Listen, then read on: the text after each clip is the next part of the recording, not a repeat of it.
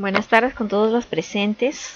Continuando con este taller, vamos a hablar de una de las herramientas básicas e importantes y de bajo costo para la detección de la tuberculosis, como es la baciloscopía. ¿Qué es la baciloscopía? Lo que menciona la bibliografía es que es una de las técnicas de elección para el diagnóstico rápido y el control del tratamiento de la tuberculosis pulmonar del adulto. Es simple, es económica y eficiente para detectar los casos infecciosos y es la herramienta fundamental de un programa de control de la tuberculosis. Como lo estamos viendo, es sumamente importante aplicar esta técnica, este procedimiento para la detección oportuna de estos pacientes para tener un mejor control del tratamiento por ser simple, por ser económica y eficiente. A ver, vamos a hablar acerca de la muestra. Como ya hemos visto, para hacer un mejor diagnóstico, para poder cumplir con esta técnica, es necesaria la adecuada colección de la muestra. Habíamos mencionado que se necesita de frascos de boca ancha, no menos de 50 milímetros de diámetro, debe tener una capacidad entre 30 y 50 mililitros, debe tener un cierre hermético, debe ser material plástico y sobre todo resistente a las roturas. Así como vemos en el ejemplo, es necesario la identificación correcta de estas muestras. Acá tenemos en el ejemplo los frascos que no son adecuados para este tipo de recolección. Como vemos ahí, frascos pequeños que no ayudan a la colección adecuada, frascos de diferentes colores que tampoco hacen visible la cantidad de la muestra, frascos con 2 o 3 tapas que tampoco ayudan en el momento de hacer el procedimiento de baciloscopía. El número de muestras y el momento de la recolección. La baciloscopía se hace para diagnóstico de pacientes nuevos. Se necesita 2 o 3 muestras por sintomático respiratorio. Esto aumenta la probabilidad de ser detectado un caso.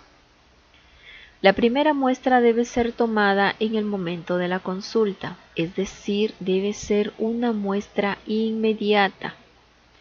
La segunda muestra la debe recolectar el paciente en su casa por la mañana. Eso es llamada una muestra matinal. Y la tercera muestra, pues cuando el personal lo requiera. En los casos de seguimientos de pacientes es tomada una tercera, una cuarta y hasta otras muestras más según lo requiere el personal. También se hace baciloscopía para el control del tratamiento. Si el paciente fue detectado, necesariamente se tiene que hacer este procedimiento para ir controlando el avance de su recuperación.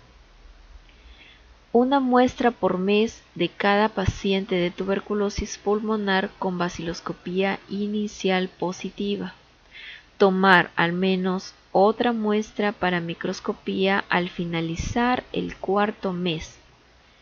Esto sirve para controlar la evolución del paciente y para detectar un posible fracaso. Y también es necesario una baciloscopía al finalizar el tratamiento para confirmar la curación.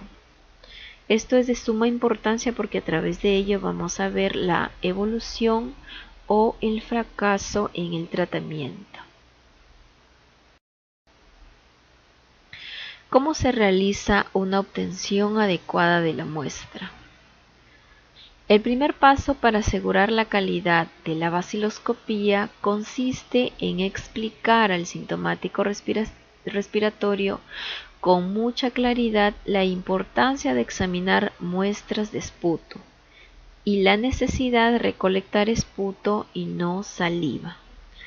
Esta fase es muy importante porque de acuerdo a la calidad y a la cantidad de muestra que podamos obtener, vamos a asegurar un correcto diagnóstico en la baciloscopía. Y es de suma importancia también mencionarle al paciente con un lenguaje bastante simple cómo es que debe colectar esa muestra. Muchas veces al paciente se le tiene que decir que tiene que eliminar como una expectoración que tiene que hacer una fuerza suficiente al expectorar como un esputo de pollo o algo así, para que ellos puedan entendernos. Eso sucede mayormente en las poblaciones lejanas de la selva o de la sierra. Calidad de la muestra. La muestra de esputo mucopurulenta proviene del árbol bronquial, es la que asegura la mayor probabilidad de que se puedan observar los bacilos.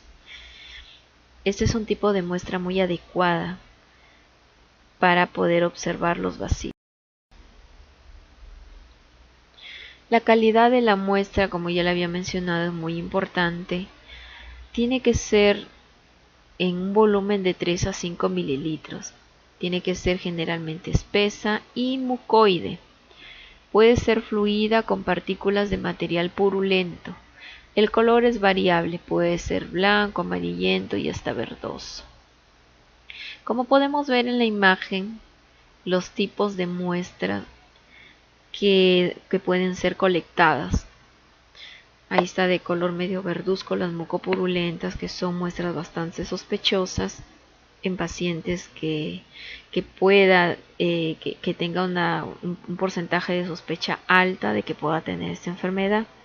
También muestras sanguinolentas, porque sucede que ya en las cavidades alveolares existen unas rupturas de las venas, o en tal caso de pequeñas arterias, que eso hace pues que elimine una cierta cantidad de sangre mezclada con el esputo.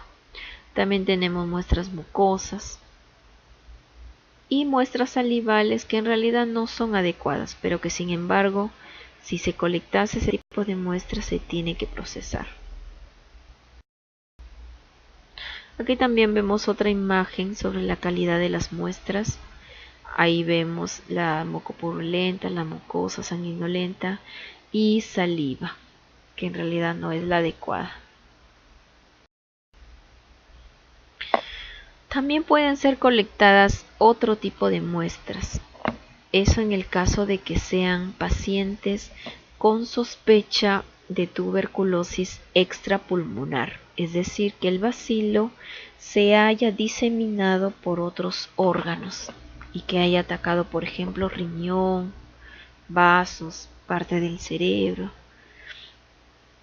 Se pueden colectar otras muestras como por ejemplo orina, líquidos cefalorraquídeos, líquidos pleurales, en el caso de una acumulación del líquido asístico, pericárdico, articular y otros. Biopsias también pueden colectarse, biopsias, incluso pus en algunas heridas pues que se sospeche del micobacterio. Conservación y transporte de las muestras.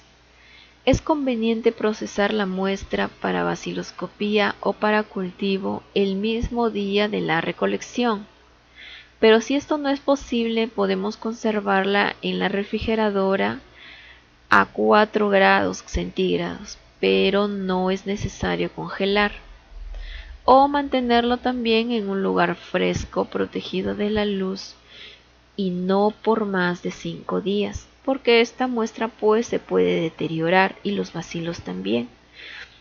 Tengamos en cuenta de que el esputo tiene diferentes agentes bacterianos, la flora normal que se encuentra en la cavidad oral, y eso pues ayuda a que la muestra pueda contaminarse más, y al generar pues ciertos agentes proteolíticos va a afectar en la pared bacteriana de este agente.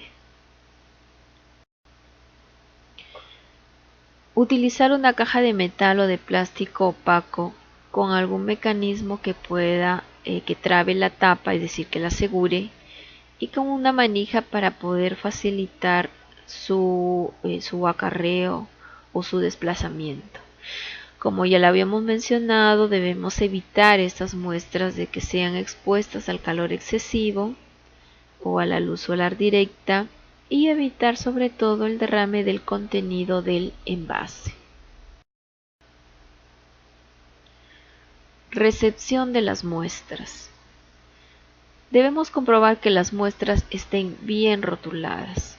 La etiqueta con los datos del paciente deberán estar colocadas en el cuerpo del envase, no se debe colocar en la tapa, y que correspondan a lo asentado en la solicitud.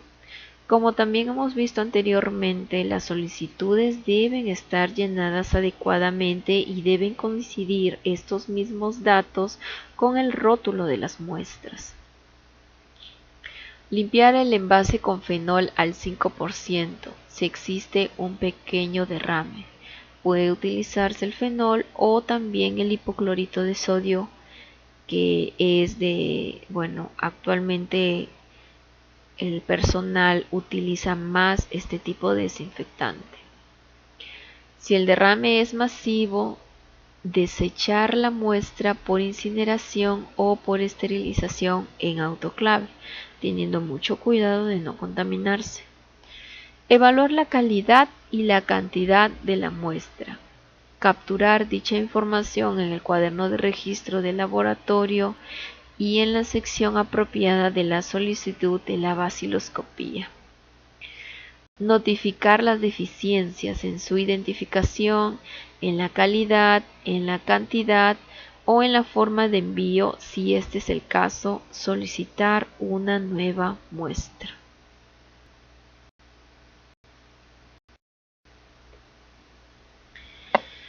Bueno, la baciloscopía es llamada comúnmente como la coloración de Ziehl-Neelsen.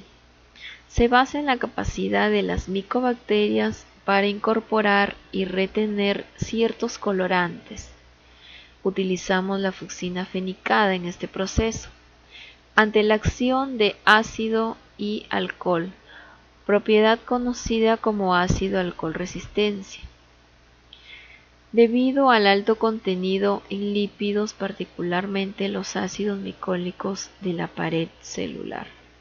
Como hemos visto en un inicio, la micobacteria tiene una estructura bastante diferente al resto de microorganismos.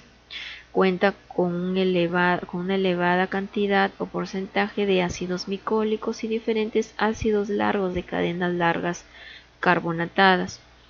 Y eso hace pues que el colorante, que la fucsina fenicada en el momento del proceso, al ser calentada o al ser expuesto a una temperatura adecuada, pues hace que este colorante pueda ingresar hacia la pared celular, y que al momento de decolorar con el alcohol ácido, pues el colorante se retenga dentro de la pared celular. Es por eso que son llamados ácido alcohol resistentes. Lugar de trabajo y materiales. Lo que se recomienda es que sea un área exclusiva, para evitar así de que el personal se tenga que contaminar.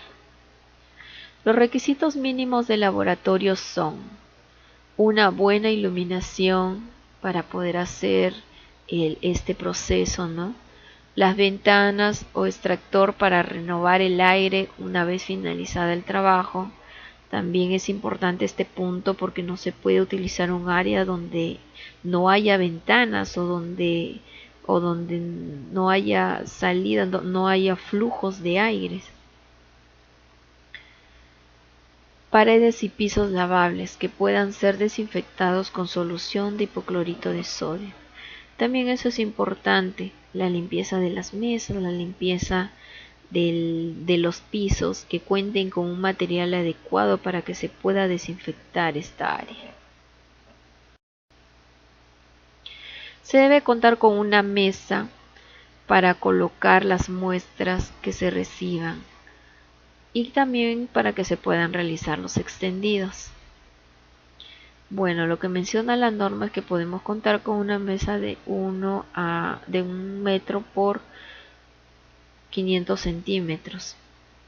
En lo posible que este material sea resistente a soluciones germicidas. Por ejemplo, puede ser material de fórmica, de acero inoxidable o materiales similares.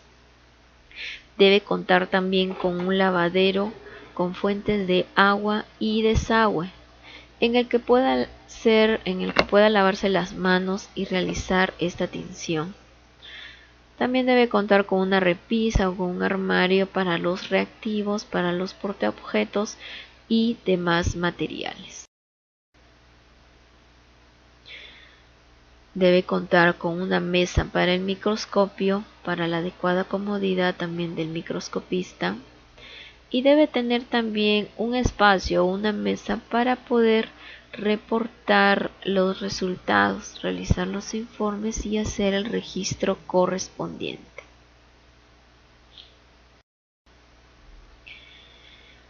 También es muy importante el equipo de protección personal, llámese las batas, los guardapolvos, que deben ser de uso exclusivo para cada persona.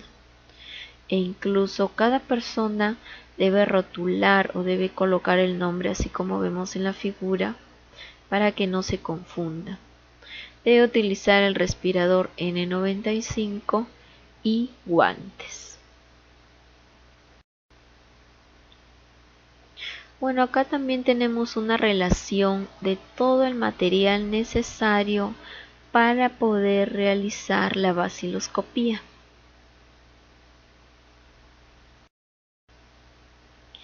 Y aquí en esta figura podemos ver la distribución del material que se necesita. Debemos contar pues con el papel periódico, con bajalenguas, las muestras debidamente rotuladas, un soporte para láminas, un recipiente también que contenga el hipoclorito de sodio para ir colocando ahí los palitos, el registro diario de la baciloscopía, donde deben ser registradas las muestras, también un lápiz de cera, láminas portaobjetos, papel suave también para poder colocar las láminas después de que hayan sido leídas, colocar sobre ese papel suave. El aceite de inmersión que nos va a servir para colocar sobre las láminas y permitir una buena lectura. El microscopio, el mechero, que es una parte fundamental del proceso para evitar la contaminación en el personal que se encuentra procesando. Y recipientes metálicos para quemar material contaminado, o también un recipiente adecuado para eliminar estos desechos y que puedan ser autoclavados, que puedan ser llevados hacia el lugar adecuado para el tratamiento de estos residuos. Bueno, acá tenemos también qué ingredientes necesita la fucsina femicada, las cantidades adecuadas para poderlos preparar. En algunas ocasiones hay ciertos lugares donde ya lo venden preparado. Es necesario también hacer un control de calidad de estos colorantes preparados para asegurarnos de que lo podemos utilizar en este proceso. Preparación del extendido.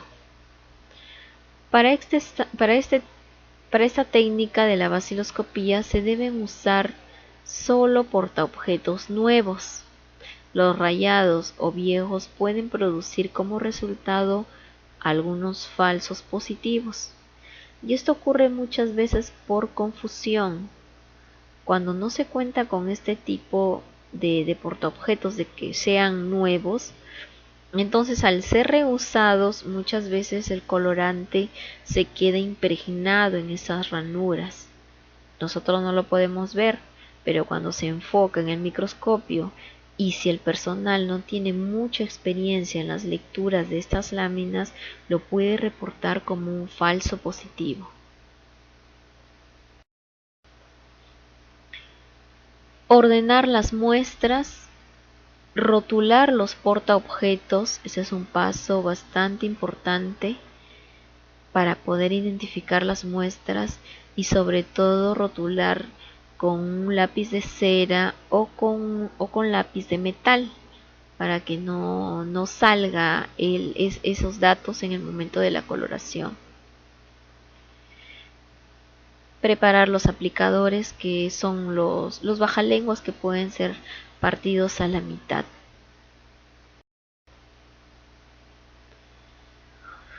Para evitar confusiones, colocar frente al operador solo las muestras y el portaobjeto que se va a procesar. Destapar el envase de la muestra colocándolo junto a la lámina que ha sido marcada con el mismo número de identificación que la muestra.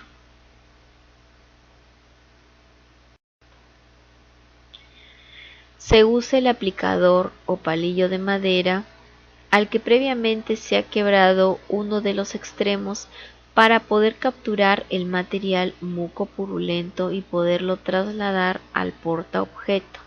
Es importante seleccionar dentro de la muestra el moco o la parte purulenta para que pueda ser cogida y trasladada al portaobjeto.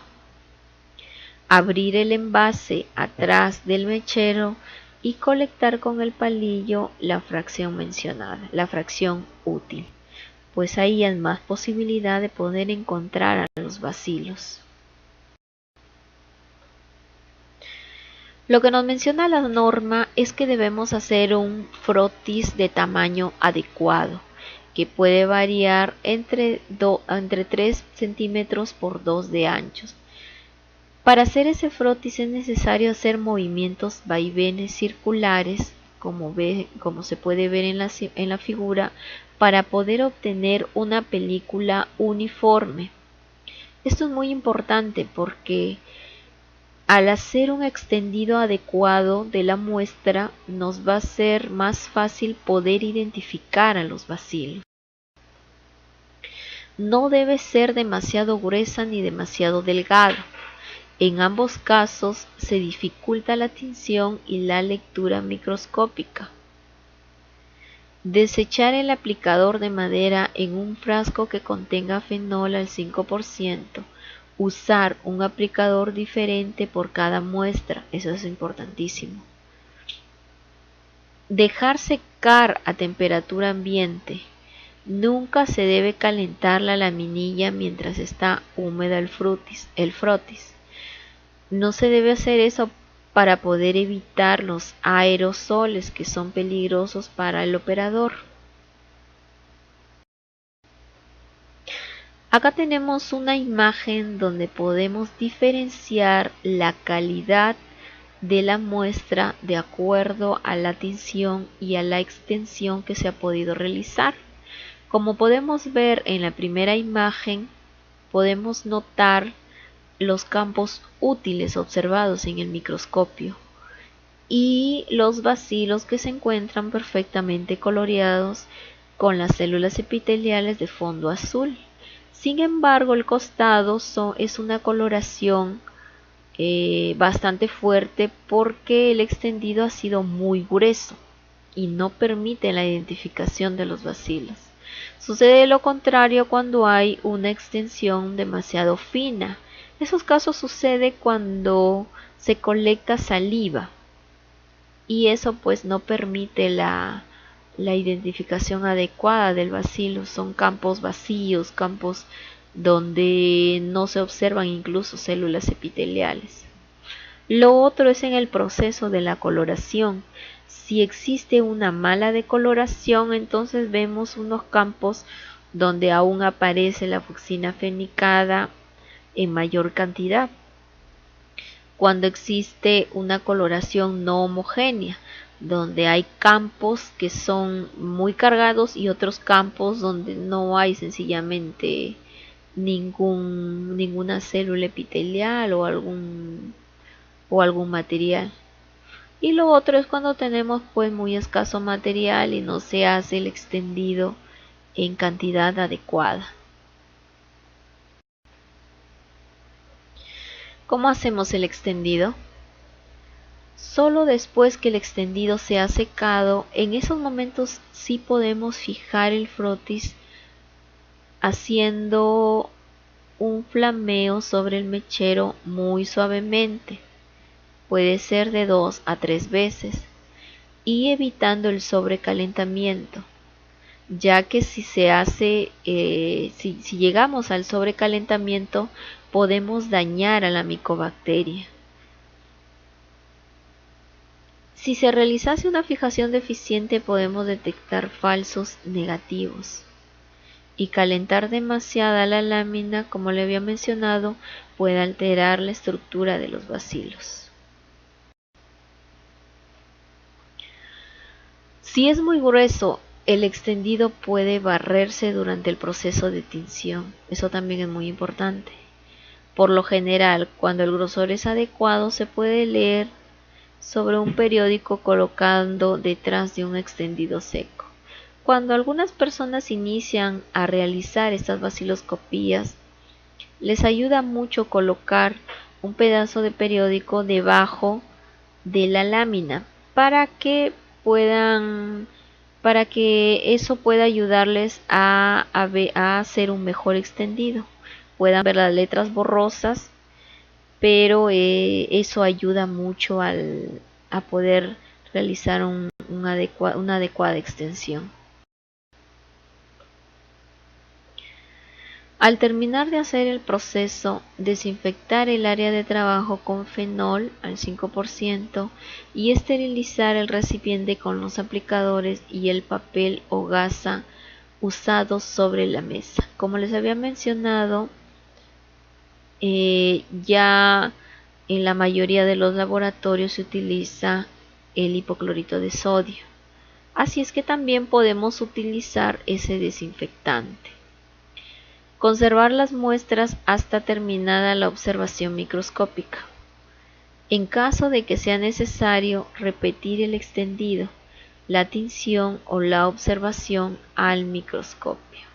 Es necesario guardar las muestras hasta donde tengamos un resultado de estos pacientes.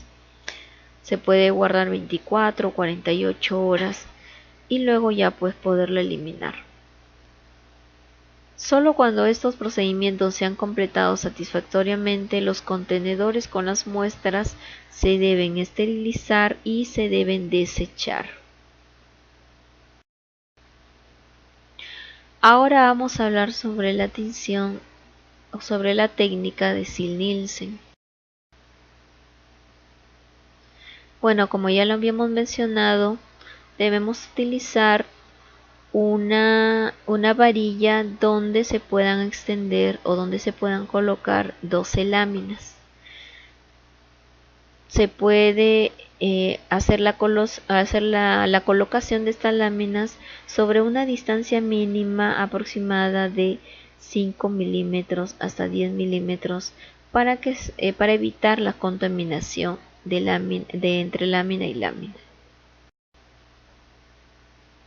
El primer paso es agregar la fucsina fenicada. En este caso es necesario filtrarla. Se puede filtrar directamente cuando tenemos pocas muestras. En caso de tener más muestras, se tendría que filtrar en un depósito aparte o en un frasco aparte y luego colocar sobre cada lámina.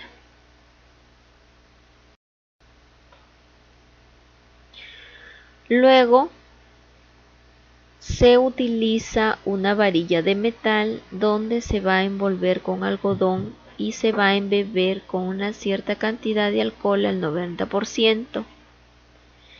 Eso va a servir para calentar las láminas, pero se tiene que hacer de forma suave sin que éstas tengan que hervir. En caso de que se tenga que derramar el colorante, se tiene que reponer nuevamente la fucsina y sobre todo no dejar que esta preparación se tenga que secar. Calentar 3 veces hasta la emisión de vapores y dejar reposar unos 5 minutos.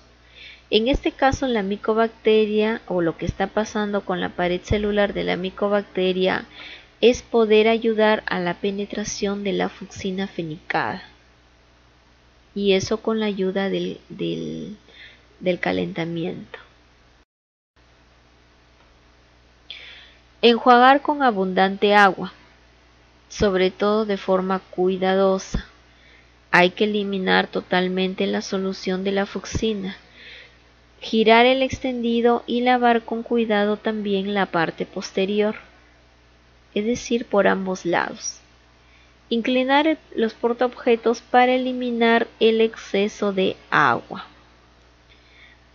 Al eliminar el exceso de agua, lo que estamos haciendo es evitar de que los otros reactivos que se van a del siguiente reactivo que se va a colocar no tenga que diluirse.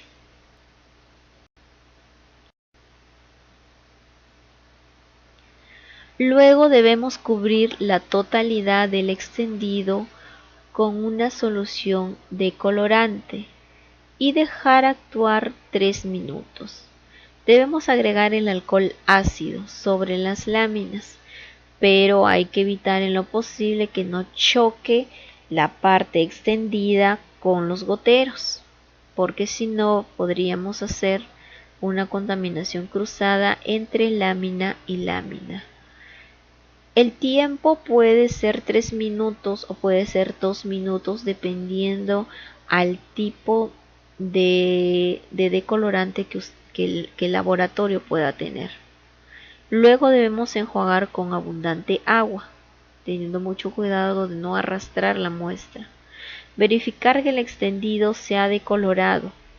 Las partes más gruesas del extendido a lo sumo conservan un leve tinte rosado. Si se observan cúmulos rojos o coloración rosada intensa, volver a cubrir con solución de colorante. Puede variar entre 1 a 3 minutos y enjuagar nuevamente. Luego debemos eliminar el exceso de agua inclinando el portaobjeto. En este caso, al agregar el alcohol ácido, pues estamos haciendo la decoloración total de los microorganismos que se encuentran allí. Si se encontrase el Mycobacterium, entonces esa va a retener la fucsina fenicada que fue agregada en un primer momento. Sin embargo, las otras van a ser decoloradas.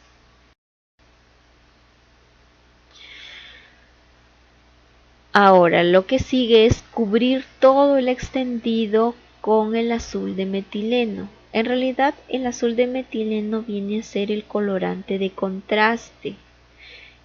Es que al ser colocado, entonces, el resto de microorganismos va a poder capturar esta coloración y lo va a tornar de color azul.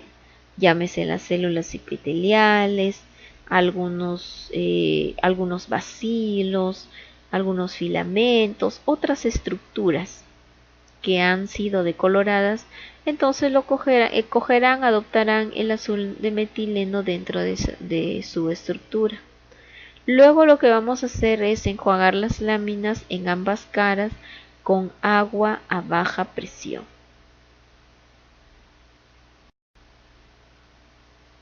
Lo que se procede a hacer es limpiar la parte inferior con un algodón si ha quedado coloreado.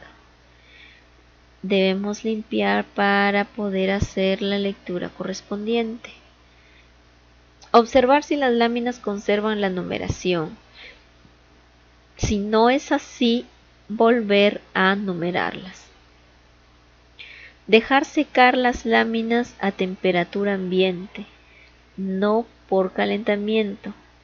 Hay que dejarlas secar, como menciona allí, en el ambiente, y no apoyar el papel absorbente sobre el extendido. No se debe colocar el papel absorbente sobre el extendido porque retiraría la muestra o porque la contaminaría o porque quedaría pelusas o restos del papel, y eso no ayudaría en la lectura de las muestras. Observación microscópica y lectura de extendidos. La observación microscópica debe cumplir principalmente dos objetivos: determinar si en el extendido hay bacilos ácido alcohol resistente o comúnmente llamado BAR, y también cuantifica la riqueza en los bacilos, es decir, la cantidad según el número de campos leídos. Características morfológicas del bacilo de la tuberculosis. Bueno, las características es que una de ellas en tamaño tienen de 1 a 10 micrómetros de largo. Con la coloración de Ziehl-Neelsen se observan como bastoncitos delgados, ligeramente curvos, rojo fucsia, destacándose claramente contra el fondo azul. Puede presentarse aislados, apareados o agrupados. Allí vemos en las figuras que tenemos agrupaciones de bacilos muy notorios, con un color grosella y su fondo azul.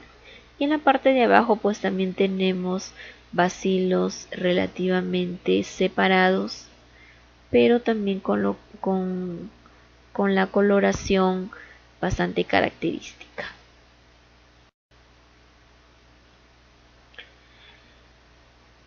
Al tener la lámina se debe colocar una gota de aceite de inmersión en el extremo izquierdo del frotis teñido. Enfocar el portaobjeto con el lente objetivo con 40x y luego para poder observar con el otro lente de inmersión, que es el de 100x.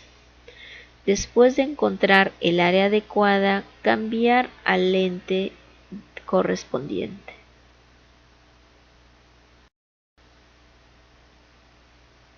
¿Cómo se debe hacer la lectura? La lente objetivo no debe tocar el portaobjetos, porque en tal caso puede darse falsos positivos. Examinar sistemáticamente 100 campos útiles. Después de observar un campo microscópico, desplazar el portaobjeto longitudinalmente para poder examinar el campo contiguo. Como vemos en la figura, esa es la orientación que se debería hacer para realizar una correcta lectura de la lámina.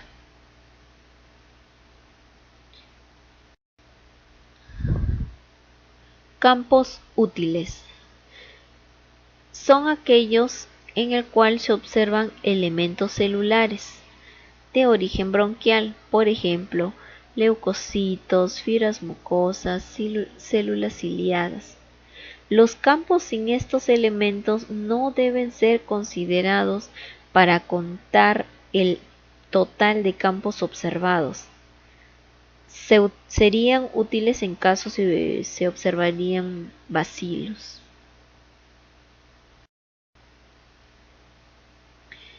¿Cómo se puede realizar el conteo de los BAR? Podemos contar el número de campos que se ha leído y el número de BAR que se ha identificado. Se pueden utilizar cuadrículas de 10 cuadrados por 10 que representan 100 campos microscópicos. En cada cuadro se debe anotar el número de BAR que se observa y si no se observa bar se consigna el número 0.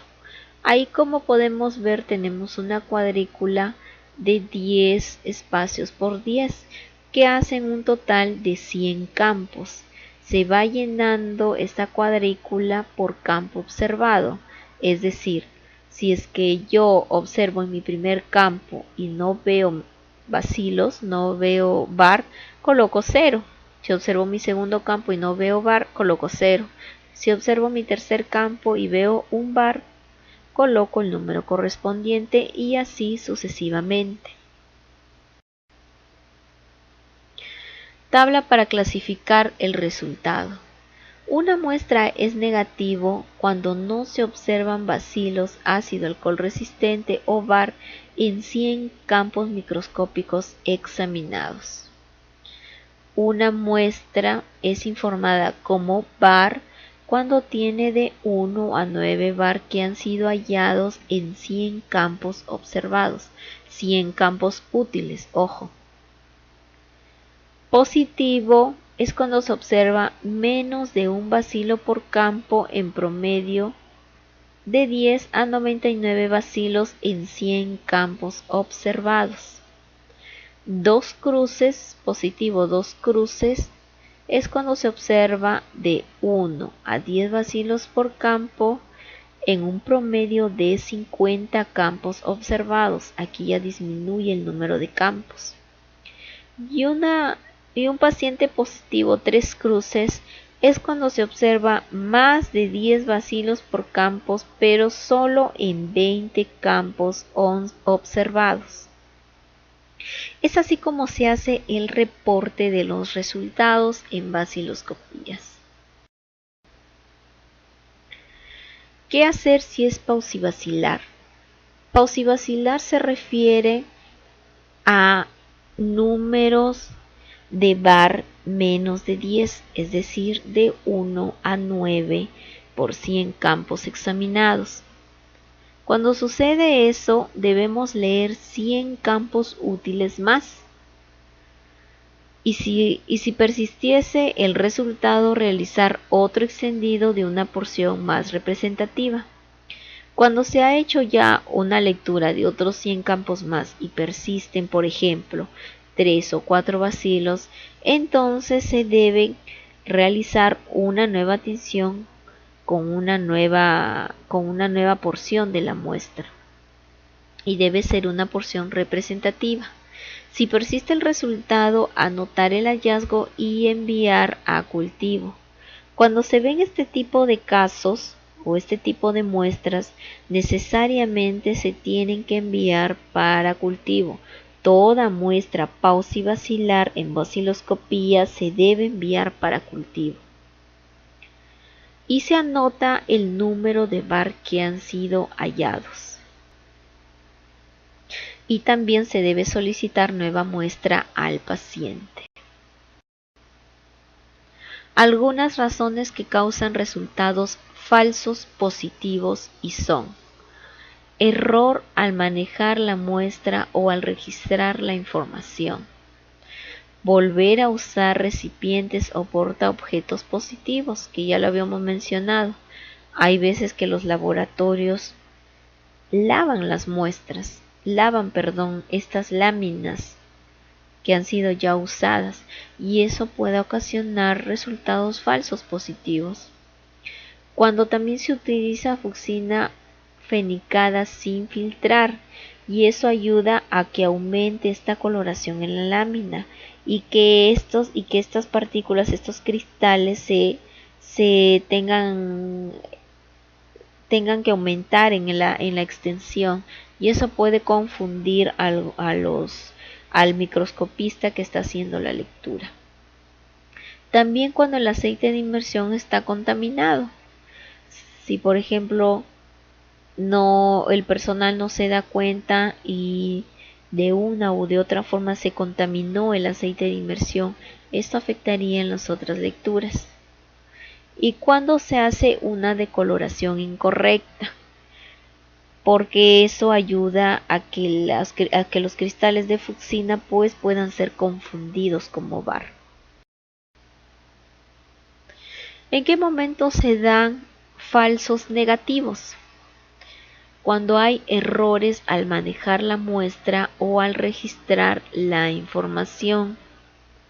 Por eso el personal de laboratorio debe estar concentrado y sobre todo no ser distraído en ningún momento para que no se puedan presentar estos casos.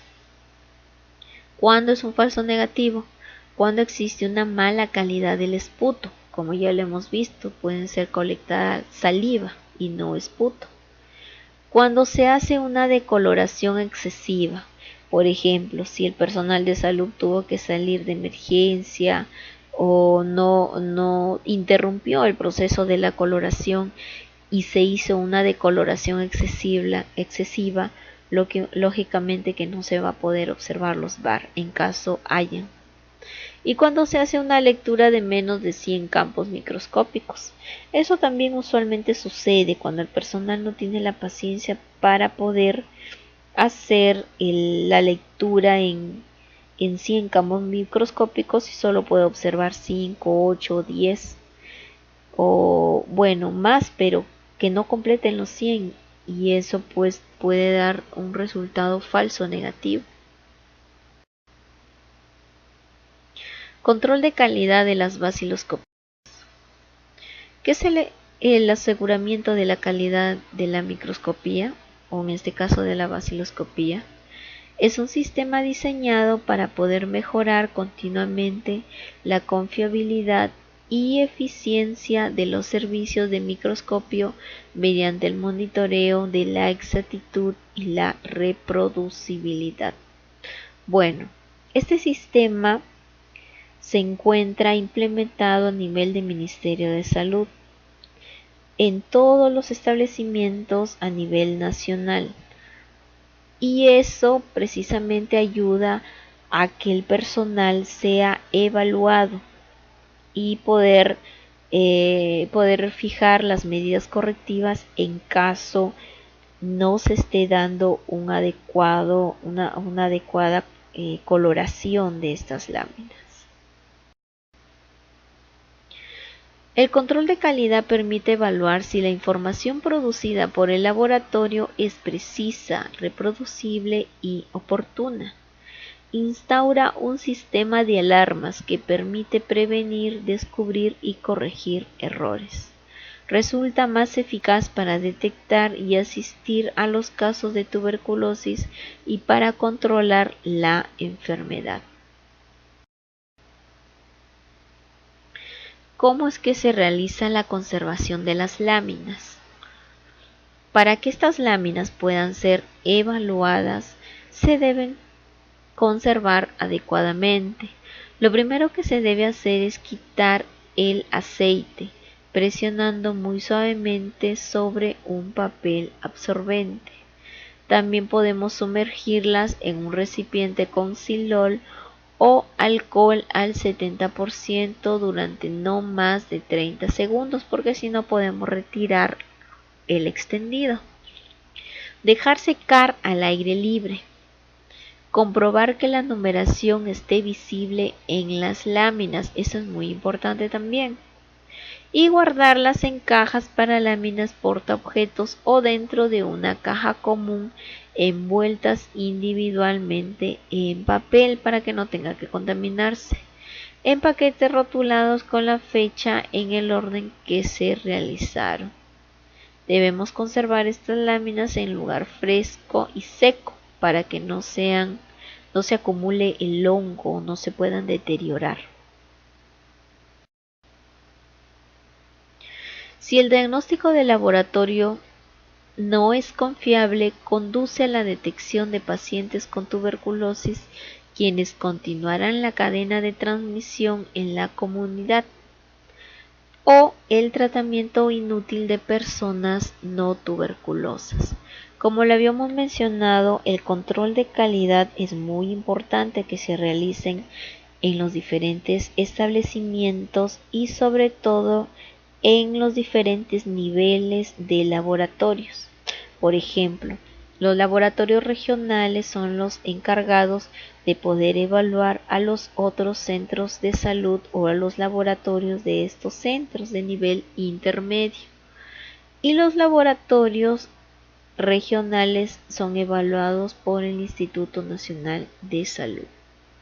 Los errores en la lectura de las láminas de vaciloscopía de control pueden dar lugar a la prolongación del tratamiento o a un retratamiento o a su interrupción prematura. Por ejemplo, si nosotros diéramos vaciloscopía positivo, 2 cruces, por equivocación, a un paciente que ya está en el 4.º mes de tratamiento, casi terminando el tratamiento con los medicamentos de primera línea, entonces se estaría dando un resultado falso positivo y eso implicaría que el paciente continúe su tratamiento o le puedan cambiar el esquema y eso perjudicaría totalmente al paciente. Es por ello que el aseguramiento de la calidad de los laboratorios que realizan vaciloscopías a partir de esputo definitivamente es esencial. Y esto es un programa que se hace todos los años en todos los establecimientos a nivel nacional. ¿Cuáles son los componentes del aseguramiento de la calidad? Bueno, existen diferentes componentes, pero vamos a mencionar 3 principales. Lo importante es el control de calidad interno, es decir, el CCI, cuando se realiza un control de calidad dentro del mismo laboratorio. Ejemplo, cuando el personal de los laboratorios referenciales visitan a los establecimientos y pueden ver in situ cómo es que el microscopista realiza las lecturas. También hay una forma de evaluación externa de la calidad que se hace de forma rutinaria en los diferentes establecimientos, que ya lo vamos a ver y vamos a hablar un poco más de ello porque es el que se sigue actualmente para poder evaluar a los laboratorios a nivel nacional. Y con todo ello pues tenemos que asegurar un mejoramiento de la calidad continua. ¿En qué consiste la evaluación externa de la calidad? Es un proceso por el cual el laboratorio es evaluado en su competencia técnica por un laboratorio externo, comparando sus resultados con aquellos obtenidos en otros laboratorios. Incluye la visita de supervisión para verificar el control de calidad. Por ejemplo, visitas a laboratorios con listas de verificación, rechequeo de láminas y lectura de panel de láminas.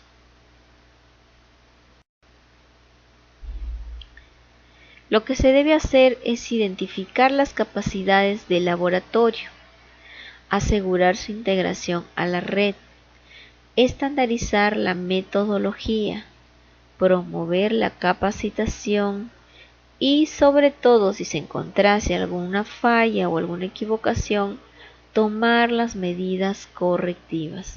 Es decir, todas estas actividades se encuentran muy arraigadas en el tema de mejoramiento. ¿Qué es el laboratorio supervisor? Para fines de control de calidad de vaciloscopías se considera laboratorio supervisor aquel que participa en la coordinación, supervisión, asesoría técnica, capacitación, información y evaluación a los laboratorios locales de su jurisdicción como responsabilidad asignada.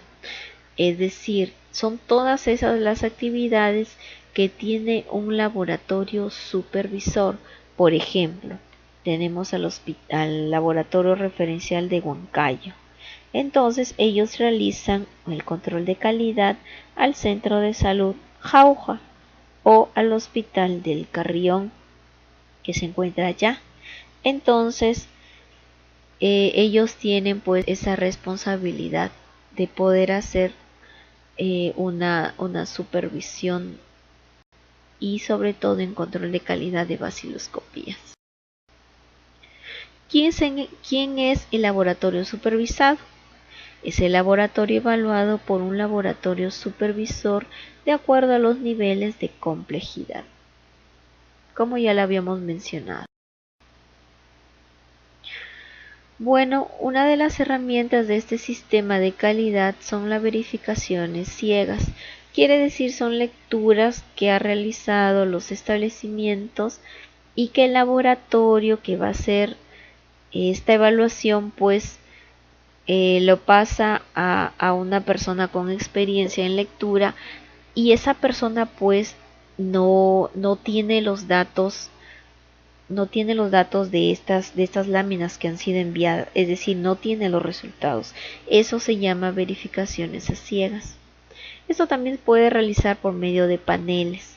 Por ejemplo, los paneles son láminas preparadas dentro de la región o dentro del Instituto Nacional de Salud y que son enviadas a diferentes regiones u hospitales o a diferentes establecimientos para ser evaluadas. Estos paneles ya tienen un resultado y ya tienen un número determinado de bacilos, y pues de esta forma hacen la evaluación en paneles.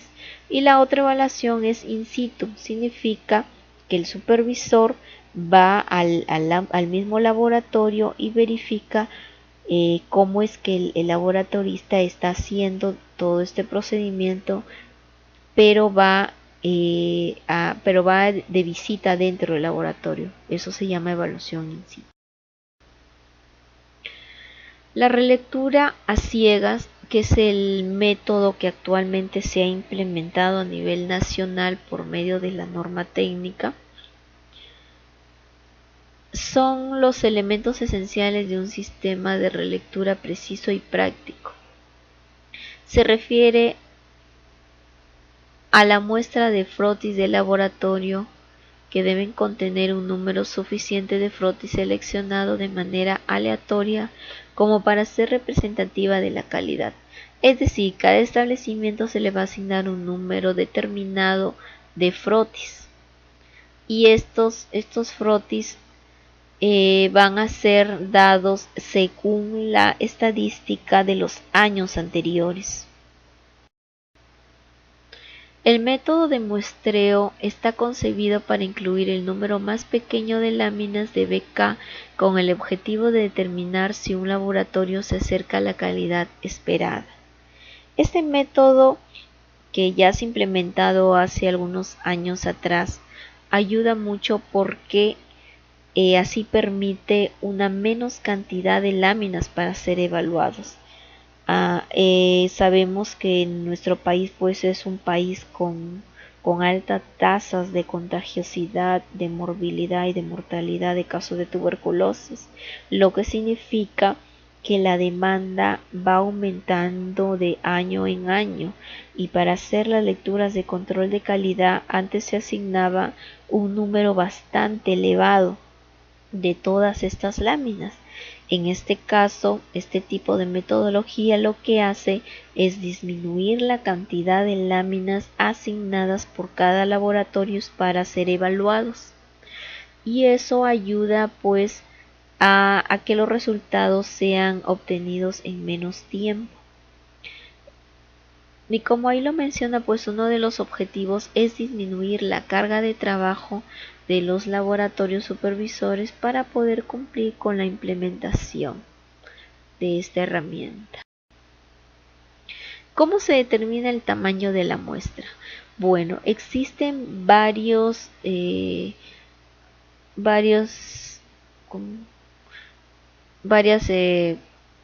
formas de cómo poder obtener este cálculo. Se utiliza el tamaño de la muestra, donde se puede establecer mediante la tasa de positividad promedio de un laboratorio, una región o un país. se toma la tasa de frotis positivos, que es la proporción de frotis positivos entre todas las láminas, es decir, entre las láminas de diagnóstico y láminas de control en el laboratorio, a partir del cual la muestra debe ser colectada. El TFP es el total de frotis positivo y es el número de frotis positivos por año sobre el total de frotis anual. Se refiere a la cantidad de positivos que salieron en un año sobre el total de las láminas que se han producido dentro de ese año. ¿Cómo se consigue el total de frotis negativos? Es el número de frotis anual menos el número de frotis positivos por año. Es ahí donde se obtiene este dato. Todas estas variables son asignadas básicamente para que cada laboratorio sea asignado con un número adecuado de láminas. Y todas las láminas o el número de láminas producidas por año. El número de láminas producidas que son positivas también por año de cada laboratorio, y si se hace una resta tenemos el número de láminas negativa por cada laboratorio en todo el año. Todas estas variables son útiles para que puedan ser asignadas el número de láminas. Dentro de esos cálculos se saca el espacio o el número de entre lámina y lámina que deben ser colectados. Por ejemplo, este es el libro de registro de laboratorio. Se asigna entonces el número total que hayan sido 50 láminas de este laboratorio A. Entonces los cálculos mencionan que debe ser colectada una cada 5 láminas. Entonces se colecta el código para este paciente, se cuenta 1, 2, 3, 4, 5 y se vuelve a sacar la siguiente lámina. Se vuelve a contar y se vuelve a sacar, se vuelve a contar y se vuelve a sacar. Y todas esas láminas son separadas para que puedan ser evaluadas. Este, por ejemplo, es un formato donde se asigna la clasificación de los errores. Cuando ya el laboratorio está siendo evaluado, se les asigna este cuadro con los resultados obtenidos, donde se menciona si la lectura fue correcta, si se tuvo un error de cuantificación o un error menor. El término error de cuantificación se refiere a que, por ejemplo, si el laboratorio A asignó una lectura de una cruz y su laboratorio supervisor, al hacer la evaluación, asignó una lectura de 2 cruces, se refiere a un error menor o un error de cuantificación. También se da falsos positivos bajos y también es un error menor. Un falso negativo bajo, que también se asigna como un error menor. Un falso positivo elevado ya vendría a ser un error mayor, porque al momento de hacer la evaluación, tal vez el laboratorio A reportó un resultado positivo, pero al ser evaluado, el evaluador notó de que en realidad había sido una lectura negativa, y eso ya es un error mayor. O un falso negativo elevado, que también viene a ser un error mayor, es decir, lo contrario. En el laboratorio A tal vez se pudo reportar como negativo, pero el laboratorio supervisor se hizo la lectura correspondiente a las láminas y halló un positivo. Entonces esos son errores mayores. Este cuadro es asignado al establecimiento o laboratorio y sirve para hacer esta evaluación de forma trimestral, semestral o anual.